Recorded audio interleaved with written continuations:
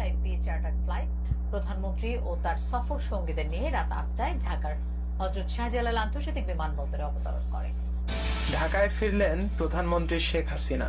ভারত নয়াদিল্লির ইন্দিরা গান্ধী আন্তর্জাতিক বিমানবন্দর থেকে স্থানীয় সময় বিকাল 5টায় ঢাকার উদ্দেশ্যে রওনা হন তিনি। রাত 8টায় ফ্লাইটটি শাহজালাল আন্তর্জাতিক বিমানবন্দরে এসে পৌঁছায়। ইন্দিরা গান্ধী আন্তর্জাতিক বিমানবন্দরে তাকে অভ্যর্থনা জানান স্থানীয় সরকারের উচ্চ পর্যায়ের প্রতিনিধি দল। বিস্তারিত জানতে আমাদের সাথেই থাকুন।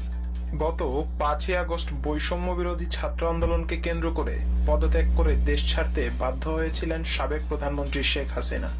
তার পরপরই সমন্বয়ক ও উপদেষ্টাদের নিয়ে গঠিত হয় অন্তর্বর্তীকালীন সরকার। তবে দেশ পরিচালনা ও জাতিসংঘের কাছে সাবেক প্রধানমন্ত্রী শেখ হাসিনার পদত্যাগপত্র হস্তান্তর করতে ব্যর্থ হওয়ায় জাতিসংঘের নির্দেশে আবারও দেশে ফিরছে সাবেক প্রধানমন্ত্রী শেখ হাসিনা। আমার বিরুদ্ধে মার্ডার কেস দিচ্ছে, ওয়ারেন্ট ইস্যু করেছে, যখন আমি আসবো, আসতে বাধা দিয়েছে। সমস্ত এয়ারলাইন্সকে বলে দিচ্ছে আমি যেন দেশে ফিরতে না আসি। আমি দেশে ফিরবই, আমি ফিরে আসছি, আমাকে থাকতে হবে, মানুষের পাশে থাকতে হবে। শেখ হাসিনা পালায় না, আমি ফিরে আসছি। সব জ্বালিয়ে পুড়িয়ে শেষ।